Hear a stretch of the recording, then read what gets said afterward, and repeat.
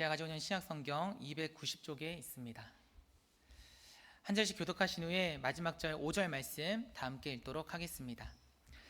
만일 땅에 있는 우리의 장막집이 무너지면 하나님께서 지으신 집 곧 손으로 지은 것이 아니오 하늘에 있는 영원한 집이 우리에게 있는 줄 아느니라.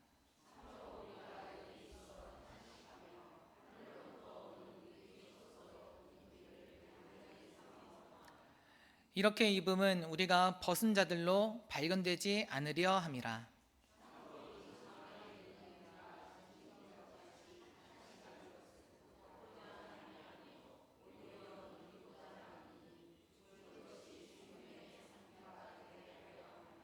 함께 읽겠습니다.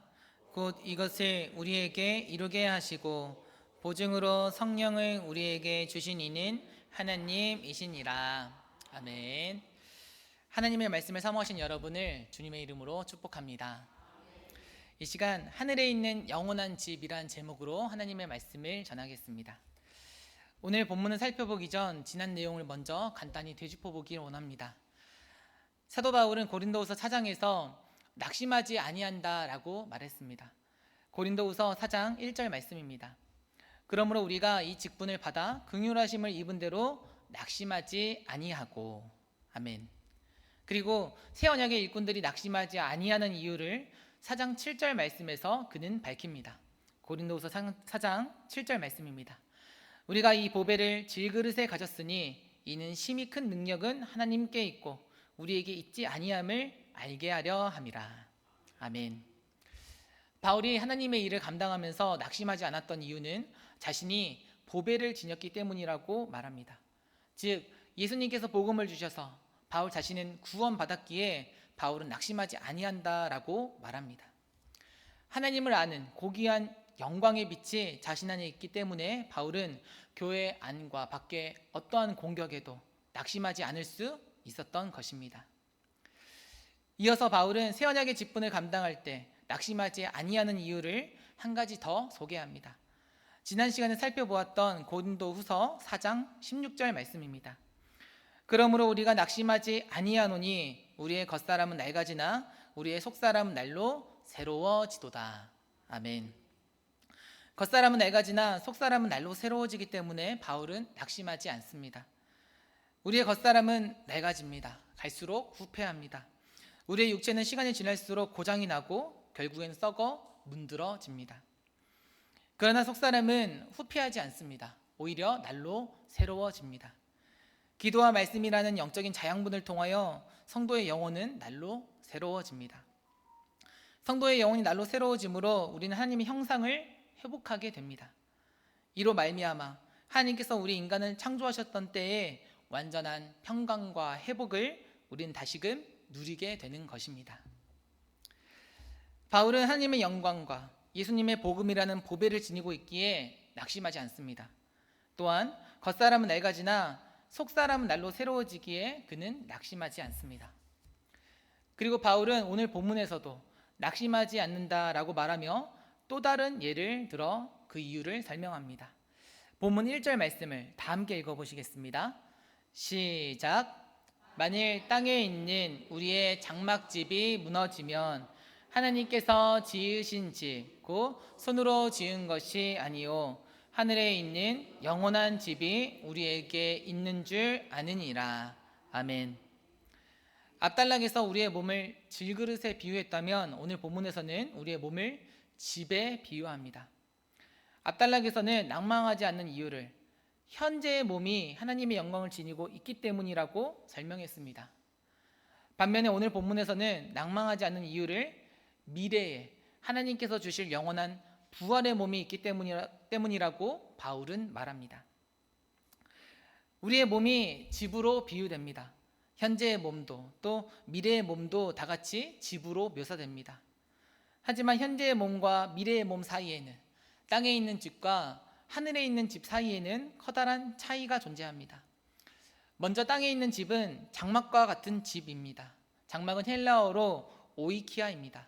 그리고 장막은 영어로 텐트입니다. 장막은 일시적입니다. 지지하고 있는 기둥 몇 개만 빼면 금방 무너지는 것이 텐트요 장막입니다. 구약의 히스기야 왕은 죽을 병에 걸린 후 다음과 같은 글을 씁니다. 이사야서 48장 12절 상반절 말씀입니다. 나의 거처는 목자의 장막을 거둠같이 나를 떠나 옮겨졌고. 아멘. 장막이 일시적인 성격을 지니고 있기에 히스기야는 쇠약해지고 있는 자신의 육체를 장막에 빗대어 표현합니다. 동일한 의미에서 베드로 역시 자신의 인생을 마치는 것을 자신의 장막에서 벗어나는 것에 비유합니다.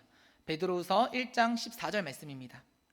이는 우리 주 예수 그리스도께서 내게 지시한 것 같이 나도 나의 장막을 벗어날 것이 임박한 줄을 알미라. 아멘. 반면에 하늘에 있는 집은 건물과 같은 집입니다. 헬라어로는 오이코두멘입니다. 이는 장막집과는 달리 튼튼하고 큰 건물을 가리킵니다. 예를 들면 헤롯이 지은 예루살렘 성전을 오이코두멘, 곧 건물이라고 불렀습니다. 마태복음 24장 1절 말씀입니다. 예수께서 성전에서 나와서 가실 때에 제자들이 성전 건물들을 가리켜 보이려고 나아오니. 또한 바울은 에베소서에서 성도들이 서로 연결하여 견고히 서야 할 것을 권면하며 이 단어를 사용했습니다. 에베소서 2장 21절 말씀입니다. 그의 안에서 건물마다 서로 연결하여 주 안에서 성전이 되어 가고. 아멘. 땅에 있는 우리의 장막집은 결국 무너집니다. 우리의 육체는 날로 후패하여 결국에 흙에 묻히게 됩니다. 하지만 우리의 장막집이 무너지면 우리는 하나님으로부터 한 건물을 받게 됩니다. 손으로 만들지 아니한 집, 하늘에 있는 집을 상속받게 됩니다. 즉 천국에서 부활한 몸을 부여받게 되는 것입니다. 이 손으로 짓지 아니한 집은 견고한 정도를 넘어 영원합니다. 그러므로 부활 몸에는 다시 썩는다거나 죽는다거나 하는 일이 있을 수 없습니다. 고린도전서 15장 53절 말씀입니다. 이 썩을 것이 썩지 아니함을 입고 이 죽을 것이 죽지 아니함을 입을 때에는 사망을 삼키고 이기리라고 기록된 말씀이 이루어지리라. 아멘. 오늘 설교 제목은 하늘에 있는 영원한 집입니다. 설교 제목을 정하는 과정에서 제가 고민했던 제목이 하나 있습니다. 그것은 바로 성도의 육체 사용법입니다. 우리의 겉사람은 낡아집니다. 우리의 장막집은 무너집니다. 우리의 육체는 일시적입니다. 짧은 생명을 다한 후에 우리의 육체는 땅으로 돌아갑니다. 그래서 이 땅에서 잠깐 머무는 우리의 육체를 가볍게 여기는 경향이 있습니다. 어차피 한 줌의 재로 돌아갈 육체이므로 우리의 육체를 무가치하게 생각하고 함부로 사용하는 것입니다. 이러한 경향이 이단 종교에서 아주 잘 나타납니다. 육체는 무가치하고 무익하다고 생각합니다. 예수님 믿고 어차피 영혼은 이미 구원받았으니 몸은 함부로 사용해도 된다고 생각합니다. 그래서 술과 담배와 성적인 타락을 당연시합니다. 육체를 망가뜨리고도 마음의 가책을 전혀 느끼지 못합니다. 심지어 육체가 무익한 것을 넘어 육체는 악하다고까지 말하기도 합니다. 영혼을 신의 피조물로 보는 반면에 육체는 악마의 창조물로 간주합니다. 얼른 이 육체에서 탈출할 수 있도록 특별한 영적 지식을 습득해야 한다고 그들은 주장합니다. 이단 정도까지는 아니더라도 이단과 비슷한 행태가 우리 그리스도인들의 모습에서도 나타납니다. 영혼은 고귀하게 생각하지만 그에 비해 육체는 덜 고귀하고 덜 중요하다고 생각합니다. 그래서 우리의 육체가 죄를 짓도록 우리는 쉽게 내버려 둡니다. 우리의 육체로 쾌락을 즐기고 우리의 육체를 게으르고 나태하게 방종해 버리며 우리의 육체를 심히 혹사시켜 버립니다. 물론 우리의 육체를 너무 애지중지하는 것도 옳지 않습니다. 이전에도 말씀드린 적이 있는 것 같습니다. 피부에 스킨 로션 바르는 것 정도야 괜찮습니다. 하지만 피부나 몸에 과도한 미용 시술을 받는 것은 바람직하지 않습니다.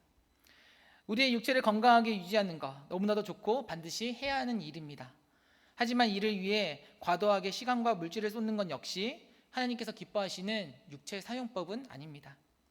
이 땅에서의 육체는 일시적이기에 언젠간 낡고 후패하여 사라져 버릴 것이기 때문입니다. 그렇다면 우리 성도는 이 땅에 있는 장막집을 어떻게 여겨야 합니까? 우리 육체의 올바른 사용법은 무엇입니까? 이에 대한 해답을 베드로 후서에서 발견할 수 있습니다. 모두 베드로후서 1장 13절부터 15절까지의 말씀을 찾아보시겠습니다. 베드로후서 1장 13절부터 15절까지의 말씀입니다. 베드로후서 1장 13절로 15절 말씀.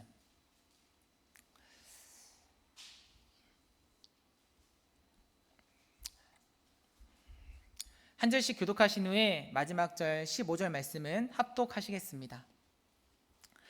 내가 이 장막에 있을 동안에 너희를 일깨어 생각나게 함이 옳은 줄로 여기노니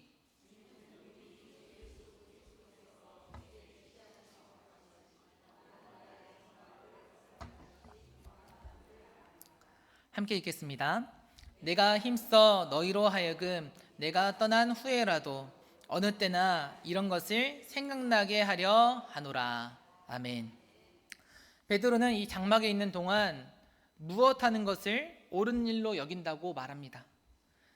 베드로가 옳다고 여기는 일은 소아시아에 흩어져 있는 성도들을 일깨워 생각나게 하는 것입니다. 우리는 육체를 입고 있을 때 먼저 이 세상에서 무엇이 가치 있는 일인지를 깨달아야 합니다. 그 다음 그 가치를, 그 하나님의 뜻을 다른 이들에게 가르쳐야 합니다. 베드로후서 1장 5절부터 9절까지의 말씀입니다. 그러므로 너희가 더욱 힘써 너희 믿음의 덕의 지식을, 지식의 절제를, 절제의 인내를, 인내의 경건을, 경건의 형제 우애를, 형제 우애에 사랑을 더하라. 이런 것이 너희에게 있어 흡족한즉 너희로 우리 주 예수 그리스도를 알기에 게으르지 않고 열매 없는 자가 되지 않게 하려니와 이런 것이 없는 자는 맹인이라 멀리 보지 못하고 그의 옛 죄가 깨끗하게 된 것을 잊었느니라. 아멘. 그래서 궁극적으로 그들로 하여금 하나님의 구원과 사명으로의 부르심에 늘 기뻐하게 해야 합니다. 언제든지 실족하지 아니하도록 예수님의 제자를 양육하는 것이 육체를 입은 새 언약의 일꾼들의 임무인 것입니다. 베드로후서 1장 10절과 11절 말씀을 다 함께 읽어보시겠습니다. 1장 10절과 11절 말씀입니다. 시작. 그러므로 형제들아 더욱 힘써 너희 부르심과 택하심을 굳게 하라. 너희가 이것을 행한즉 언제든지 실족하지 아니하리라. 이같이 하면 우리 주 곧 구주 예수 그리스도의 영원한 나라에 들어감을 넉넉히 너희에게 주시리라. 아멘. 사랑 여러분, 우리의 육체를 바르게 사용할 수 있기를 소망합니다. 우리의 육체를 가지고 다른 이들로 예수 그리스도를 알게 하고 다른 이들의 믿음을 굳건하게 하는데 사용할 수 있기를 소망합니다. 이는 우리 예수님께서 이 땅에서 육체를 입으셨을 때 행하신 일이기도 하십니다. 예수님께서는 사람들에게 믿음이란 무엇인지를 가르치셨고 인내를 가르치셨으며 형제 우애와 사랑을 가르치셨습니다. 예수님께서는 부지런히 가르치셔서 사람들로 하여금 실족하지 않는 굳건한 믿음의 용사로 양육하셨습니다. 우리가 이 땅에서 육체를 입고 있는 동안에 해야 하는 일도 바로 이것입니다. 썩어 없어질 육체만을 생각해서는 안 됩니다. 어떻게 하면 더 오래 살 수 있고 어떻게 하면 더 외모가 나아질 수 있을지 너무 몰두해서는 안 됩니다. 반대로 육체를 무가치하게 생각하고 나태한 하루하루를 보내서도 안 됩니다. 어차피 천국에 갈 건데 이 땅에서의 삶이 뭐 그리 중요하냐고 허무주의에 빠져서도 안 됩니다.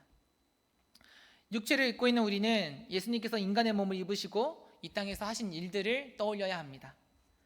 육신을 입으신 예수님께서 다른 이들의 육체와 영혼을 살리셨듯이 우리는 우리의 육체를 가지고 다른 이들의 육체와 영혼을 살려야 합니다. 이것이 하나님께서 우리에게 육체를 주신 이유이고 우리가 이 땅에서 아직 육신의 장막을 입고 있는 이유입니다. 우리가 더욱 생산적인 일에 집중했으면 좋겠습니다. 이 땅에서 더 많은 물질을 소유하고 더 나은 육체를 소유하는 것이 생산적인 일이 아닙니다. 다른 이들을 사랑하고 하나님의 말씀으로 권면하여 그들을 믿음의 일꾼으로 세우는 일이 생산적인 일입니다. 이것이 결국 남는 일이고 가장 가치 있는 일입니다. 예수님께서 하나님 보좌 우편으로 승천하셨을 때 예수님의 육신은 이 땅에서 사라졌습니다. 하지만 예수님의 사랑은 이 땅에 그대로 남았습니다. 그 예수님의 사랑이 길을 잃고 방황한 영혼들을 생명의 길로 인도했습니다. 우리가 이 땅에서의 장막을 벗을 때도 이러한 결말을 맺게 되기를 소망합니다. 우리의 육신은 이 땅에서 사라지고 없어질지라도 우리가 전하였던 사랑과 복음이 다른 이들을 살릴 수 있기를 소망합니다. 썩어 없어질 육체를 가지고 썩어 없어지지 않을 영원한 천국을 전파할 수 있기를 간절히 소망합니다. 우리는 아직 장막집에 있습니다. 바울은 이 사실을 오늘 본문에서 2번에 걸쳐 말하며 강조합니다. 본문 2절 말씀을 다 함께 읽어보시겠습니다. 시작. 참으로 우리가 여기 있어 탄식하며 하늘로부터 오는 우리 처소로 덧입기를 간절히 사모하노라. 아멘. 그리고 본문 4절 말씀도 다 함께 읽어보시겠습니다. 시작. 참으로 이 장막에 있는 우리가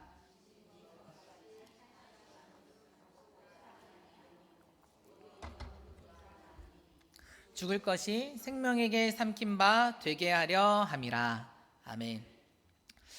바울은 장막집에 있는 성도들에게 나타나는 공통적인 특징을 탄식이라고 설명합니다. 성도는 땅에서 육체를 가지고 있는 동안 탄식합니다. 성도는 짐을 지며 살아가기에 단식합니다. 인생을 사는 것은 짐을 지는 것과 같습니다. 문제의 짐과 걱정의 짐이 성도의 어깨 위에 올려 있습니다. 진로 문제, 건강 문제, 재정 문제, 자녀 문제 등이 성도의 몸을 짓누릅니다. 그러나 성도의 탄식은 이 땅에서의 고통 때문만은 아닙니다. 하나님을 믿지 않는 자들은 오로지 이러한 세상의 염려와 문제로 말미암아 탄식합니다. 하지만 성도의 탄식에는 또 다른 이유가 숨어 있습니다. 그것은 성도는 미래에 대한 간절한 염원으로 탄식한다는 것입니다. 성도의 탄식은 갈망과 소원에서부터 비롯된 탄식입니다.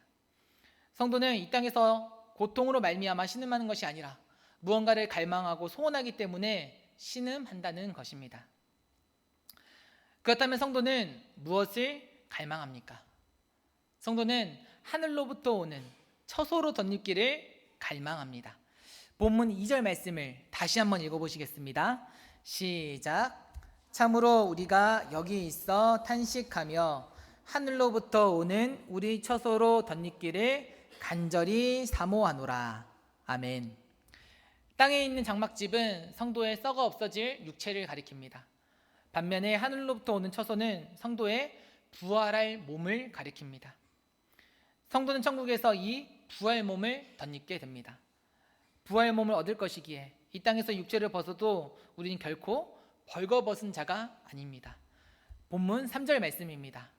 이렇게 입음은 우리가 벗은 자들로 발견되지 않으려 함이라. 아멘. 성도는 천국에서의 부활 몸을 갈망하는 자들입니다. 그렇기에 지금의 육체에 수많은 어려움이 찾아와도 실망하지 않습니다. 언젠간 이 육신의 장막을 벗어던지고 영원한 천국에서 영원한 부활 몸을 입고 하나님과 영원한 생명을 누릴 것이기 때문입니다. 중요한 것은 부활의 몸을 사모하는 마음이 우리에게 있느냐는 것입니다. 본문 4절 말씀입니다. 참으로 이 장막에 있는 우리가 짐진 것 같이 탄식하는 것은 벗고자 함이 아니요 오히려 덧입고자 함이니 죽을 것이 생명에게 삼킨 바 되게 하려 함이라. 아멘. 여기서 바울은 성도들이 범할 수 있는 잘못을 막아줍니다. 성도들은 이 땅에서 무거운 짐을 짊어질 때 땅 위의 육체를 하루빨리 벗어버리고 싶어 합니다. 걱정이 몰려올 때 하루빨리 이 세상에서의 삶을 마치고 싶다는 생각을 합니다. 그런데 우리 성도는 육신의 장막을 벗어버리는 데에만 관심을 가져서는 안 됩니다. 성도들이 먼저 관심을 가져야 할 것은 입는 것이지 벗는 것이 아닙니다. 입는 것이 없으면 벗는 것은 무가치합니다. 땅 위의 육체를 벗는 것에만 관심을 쏟는 것은 소망 없는 일입니다. 이 땅에서의 육체를 벗은다고 한들 그 다음 단계에 우리가 입을 것이 없다면 아무 소용이 없기 때문입니다. 따라서 우리는 천국에서의 부활 몸을 입을 것을 갈망하면서 이 땅의 육체를 벗을 날을 염두에 두어야 합니다. 바울은 로마서에서도 이와 유사한 말을 전합니다. 로마서 8장 22절과 23절 말씀입니다. 피조물이 다 이제까지 함께 탄식하며 함께 고통을 겪고 있는 것을 우리가 아느니라. 그뿐 아니라 또한 우리 곧 성령의 처음 익은 열매를 받은 우리까지도 속으로 단식하여 양자 될 것 곧 우리 몸의 속량을 기다리느니라. 아멘. 우리는 성령의 처음 익은 열매를 받았습니다. 예수님을 믿고 이미 구원의 시작을 경험했습니다. 하지만 아직 완성된 것은 아닙니다. 몸의 속량, 곧 구원의 완성을 기다리고 부활의 영광을 기다리는 데까지 나아가야 이 땅에서의 육체를 벗기를 갈망하는 것이 유의미합니다. 부활의 몸을 사모하는 마음이 있어야 천국에서 영원한 부활의 몸을 덧입을 수 있기 때문입니다. 우리 성도는 천국에서의 부활의 몸을 기다리는 자들입니다. 따라서 육체를 꾸미는 데 많은 시간과 물질과 정력을 쏟지 않습니다. 왜냐하면 우리의 육체는 언젠간 벗을 것이기 때문입니다. 우리가 평생 입을 것은 땅에 있는 육체가 아니고 하늘에 있는 부활 몸이기 때문입니다. 우리가 새 집으로 이사를 가기로 결정하면 현재 살고 있는 집에 큰 투자를 하지 않습니다. 굳이 장판을 새로 깔고 벽지를 새로 바를 필요가 없습니다. 왜냐하면 지금 살고 있는 집을 언젠간 떠날 것이기 때문입니다. 어차피 이사를 가서 더 좋은 집에서 살 텐데 조금 있으면 살지도 않을 집에 굳이 돈을 낭비할 필요가 없는 것입니다. 우리는 썩어 없어질 육체에 과도한 관심을 가져서는 안 됩니다. 무엇을 먹을까, 입을까, 마실까 염려해서는 안 됩니다. 대신에 하늘에 있는 영원한 집을 사모해야 합니다. 사랑하는 여러분, 천국을 사모하시고 천국에서 있게 될 부활의 몸을 사모하시기 바랍니다. 천국에서의 영원한 부활의 몸을 잊기 위해 더 많은 시간을 쏟으시고 더 많이 기도하시기를 소망합니다. 우리는 이 땅에서 육체를 가진 이상 여러 가지 고민을 하게 되고 여러 가지 고통을 당하게 됩니다. 이때 단순히 하루빨리 이 세상 떠나기만을 소망한다면 이것은 불신자들의 소망과 크게 다르지 않습니다. 우리는 우리의 부활 몸을 갈망해야 합니다. 부활의 몸에 대한 갈망은 우리로 이 세상의 고통을 능히 견디게 하기 때문입니다. 비록 질병과 가난과 고난이 나의 육체를 무너뜨리려고 해도 우리는 부활의 몸에 대한 갈망으로 인내할 수 있습니다. 내가 영원히 입을 나의 진짜 몸은 저 천국에 있기에 지금 육체에 가해지는 고통을 능히 감내할 수 있는 것입니다. 그래서 본문 4절 하반절 말씀은 이렇게 말합니다. 죽을 것이 생명에게 삼킨 바 되게 하려 함이라. 아멘. 우리의 썩어 없어질 육체는 영원한 생명을 가진 부활의 몸에 의해 삼킨 바 됩니다. 영원한 생명에 대한 갈망이 죽을 육체의 탄식을 삼키고 이기며 압도하는 것입니다. 오늘 본문은 육신의 장막을 입고 고통을 겪는 성도에게 담대함을 심어줍니다. 내가 이 땅에서 고통당해봤자 까짓것 목숨 말고 더 잃겠어 라는 담대함을 갖게 합니다. 우리가 애지중지하는 이 땅에서의 육체보다 사실은 더 중요한 육체가 있음을 깨닫게 합니다. 저 천국에 우리의 진짜 몸, 영원한 육체가 예비되어 있음을 믿는다면 커다란 산처럼 보이는 삶의 문제가 너무나도 작고 미약하게 느껴질 수 있는 것입니다. 우리는 이 땅에서 이 담대함을 가지고 살아야 합니다. 그리고 고통 가운데 있는 우리의 형제자매를 위하여 기도할 때 우리는 이 담대함을 구해야 합니다.